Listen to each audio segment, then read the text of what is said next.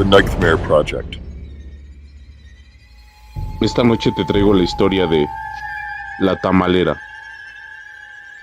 Cansada de los maltratos, la mujer decidió hacer justicia por mano propia, utilizando los instrumentos que usaba para cocinar.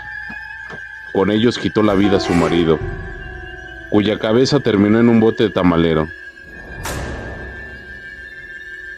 Fue una noche de julio de 1971 cuando María Trinidad Ramírez Poblano decidió acabar de tajo con el maltrato que le hacían a ella y a sus 5 hijos, los cuales habían sufrido por años a mano de su marido, un peluquero llamado Pablo Díaz.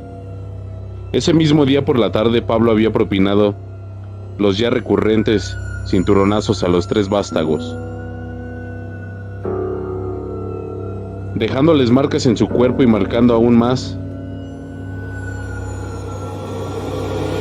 las de días anteriores. Esas ya no desaparecían. El peluquero un día dormía. María, quien se dedicaba a vender tamales en la colonia Portales del entonces Distrito Federal, tomó un bate de béisbol y sin pensarlo 2 veces le propinó 3 fuertes golpes a su cónyuge, quien ya no pudo recuperarle el aliento para levantarse. Los relatos periodísticos de esos tiempos, en especial de la prensa, refieren que al ver a su marido ensangrentado e inconsciente, la mujer con la cabeza fría y el cuerpo tembloroso tomó la decisión más difícil de su vida: descuartizar el cuerpo, meterlo en algunos costales de la Conasupo que tenía para trasladar la hoja de maíz, con los que envolvía los tamales, y tirar los restos en la calle. El escándalo se desató la mañana del lunes 19 de julio del referido año, cuando algunos de los restos fueron encontrados. Eran los restos del peluquero, a un lado de la casa marcada con el número 508, de la colonia Justo Sierra, al sur de la capital del país. La investigación, a cargo del general Daniel Gutiérrez, quien en ese entonces era jefe de la policía del Distrito Federal, inició con el interrogatorio a la sirvienta de la casa, en cuyo costado se encontraron los restos de Pablo, quien confesó que movió el costal pensando que contenía pollos muertos, encontrando los restos humanos, por lo que dio aviso a las autoridades. Tras tomar las huellas dactilares de una de las manos, los peritos, que en ese entonces estaban asignados al servicio secreto, pudieron determinar que el cadáver correspondía al expeluquero, quien tenía antecedentes penales por algunos casos de robo. La identificación del cadáver llevó a los investigadores al hogar de María, quien vivía en la calle Pirineos 15 bis de la colonia Portales, a donde había llegado procedente de Tequisquiac, Estado de México.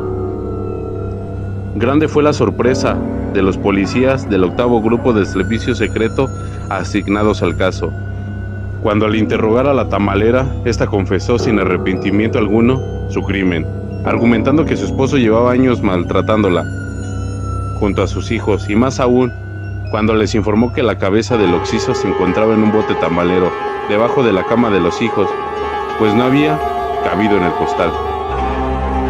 Y en aquella época se especuló sobre la posibilidad de que María hubiera usado la carne del cuerpo para cocinar los suculentos tamales.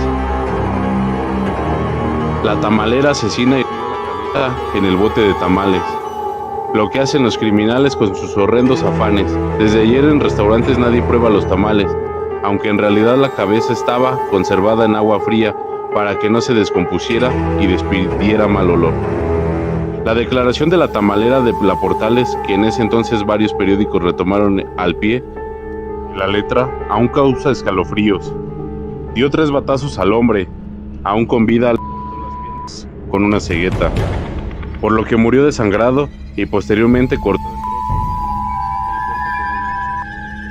una. El ruido no despertó sospechas, pues era el proceso que habitualmente realizaba para destazar los pollos o pedazos de carne de res, con los que rellenaba los tamales que vendía.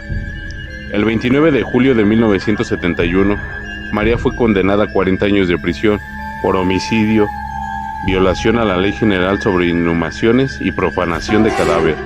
Finalmente terminó purgando 20 años en el Centro de Reclusión Femenil de Tepexpan. María murió en 1995 en Tequisquiac, Estado de México, a donde regresó tras haber cumplido su condena. Esta fue la historia de La Tamalera, la cual también sirvió de inspiración para cineastas y músicos. En 1993, al más puro estilo del ska, las víctimas del Dr. Cerebro lanzaron el tema La Tamalera. En 1994, el director Juan López Moctezuma filmó la película El Alimento del Miedo, basada en la historia de la popular tamalera de La Portales. Y todo esto pasa mientras tú duermes. Recuerda darle like y suscribirte. Gracias y buena noche.